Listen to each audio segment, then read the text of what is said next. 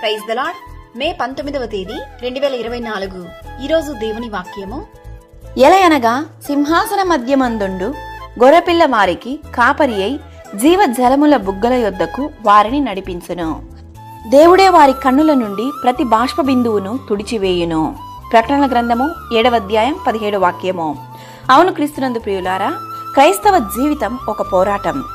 క్రైస్తవులముగా విశ్వాసములుగా పిలువబడుచున్న మనము జయ జీవితమును అనుభవించి విశ్వాసమును కాపాడుకొని అంతము వరకు నమ్మకముగా ఉన్నటువంటి వారికి క్రీస్తు జీవ కిరీటమును ఇచ్చును. దేవుని వాక్యం ఇలా సెలవిస్తుంది. గొప్ప జన సమూహము దేవుణ్ణి స్తుతిస్తూ ఆయనకు మహిమ కలిగిస్తుండగా పెద్దలలో ఒకడు తెల్లని వస్త్రము ధరించుకొనిన వీరు ఎవరు, ఎక్కడి నుంచి వచ్చుచున్నారని అడుగుచున్నారు.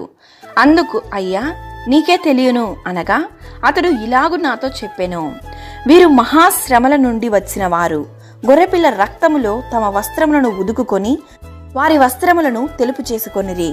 ఈ లోకంలో మనము అనుభవించేటటువంటి శ్రమలు, క్రీస్తు నిమిత్తము వచ్చే అవమానాలు, నిందలు, క్రీస్తు సువార్త నిమిత్తము మనం ఎదుర్కొనే అపనిందలన్నీ కూడా ఒకానొక దినమున మన యొక్క ఆనంద బాష్పాల వలె ఆయన సన్నిధిలో మోకరించి బలా నమ్మకమైన మంచి దాసుడా అని పిలిపించుకున్నప్పుడు ఆ ఆనందం వర్ణించలేనిది.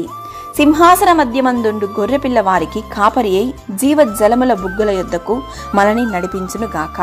ఈరోజు ఈ వాక్యం వింటున్న ప్రియ దేవుని బిడ్డ, మీరు ఎదుర్కొంటున్న కష్టాలు, బాధలు, వేదనలు, మానసిక సమస్యలు, ఆర్థిక ఇబ్బందులు అన్నిటినీ క్షణంలో మార్చే దేవుడు మనతో ఉన్నాడు.